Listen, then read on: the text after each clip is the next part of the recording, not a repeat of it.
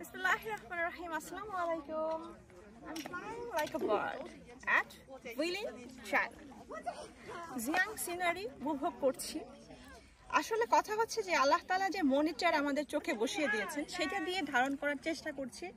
আর mobile camera, আইফোনের ক্যামেরায় যতটুকু আসে ঠিক ততটুকুই পসিবল, এর থেকে বেশি কি দেখাবো আমি যদি এটার মধ্যে অনেক বেশি ফিল্টার ইউজ করি, অনেক এডিট করে আমি আরো অনেক কালারফুল করি, তাতে কিন্তু সৌন্দর্য নষ্ট হয়ে যাবে।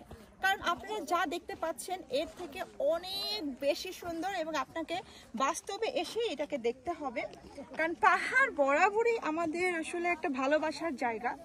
এই পাহাড়ে যতবার এসেছি ততবারই সঙ্গে করে অনেক সুন্দর কিছু মেমোরি সাথে করে নিয়ে গিয়েছি। আর এইবারও তার ব্যতিক্রম না। চায়নার গুইলিনে এসে মনে হচ্ছে যেন আমি পাহাড়ে হারিয়ে যাব। মনে হচ্ছে আমি পাহাড়ে হারিয়ে যাব, এবং সব থেকে বড় কথা হচ্ছে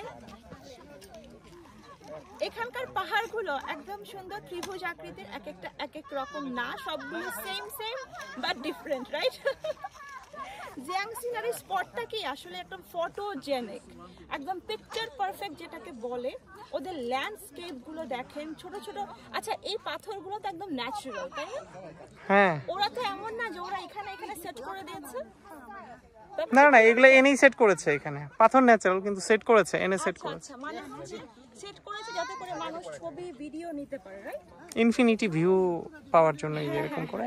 মানে আপনি যখন একদম পাথরের সাইডগুলোতে গিয়ে দাঁড়াবেন এবং মানে প্ল্যাটফর্মটা ছাড়া ছবি তুলবেন, মনে হবে না আপনি একদম পাহাড়ের উঁচুতে চলে এসেছেন, একদম আকাশ ছুঁতে পারবেন।